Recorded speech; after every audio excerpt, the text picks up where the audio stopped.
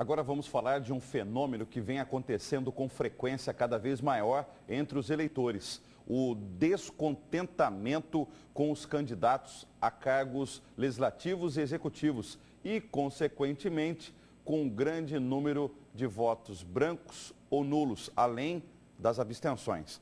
Vale lembrar, o voto no Brasil é obrigatório. O eleitor é livre para escolher os candidatos. Porém, de acordo com a legislação, o eleitor deve comparecer ao local de votação sem exceção, mesmo que decida não votar em nenhum candidato.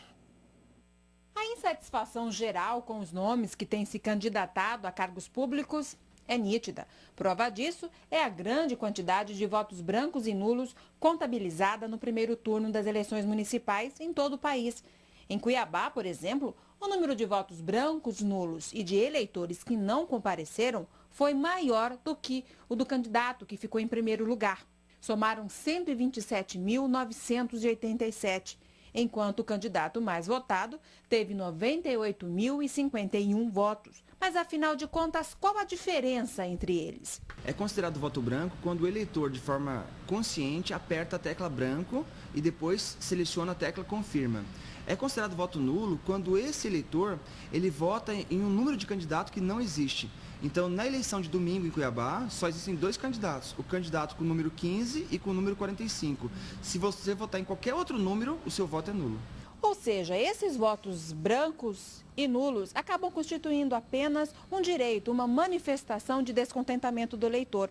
Não tem valor ou serventia alguma na hora da contagem dos votos. E eles também não podem anular uma eleição. Isso só pode ocorrer se tiver uma intervenção judicial. Aqueles que compareceram à urna e votaram em algum dos candidatos vão ter seus votos validados. A eleição só é anulada quando judicialmente se indefere a candidatura do candidato que foi o mais votado. Então, por exemplo, se nessa eleição de domingo agora o candidato mais votado tiver uma ação judicial contra ele e o tribunal anular a sua candidatura, cassar o seu registro de candidaturas, aí sim nós teríamos novas eleições. Mas não porque você votou em nulo, mas porque judicialmente foi anulada a eleição. Os últimos acontecimentos que colocam em xeque a idoneidade dos políticos já eleitos explicam por que tanto descontentamento. Atualmente, o Brasil tem apresentado como julgamento para a gente, para a sociedade em si, o político de uma péssima qualidade. É reflexo de toda a situação política e social, esses desmandos, reflexo dessa situação toda que está vindo à tona por conta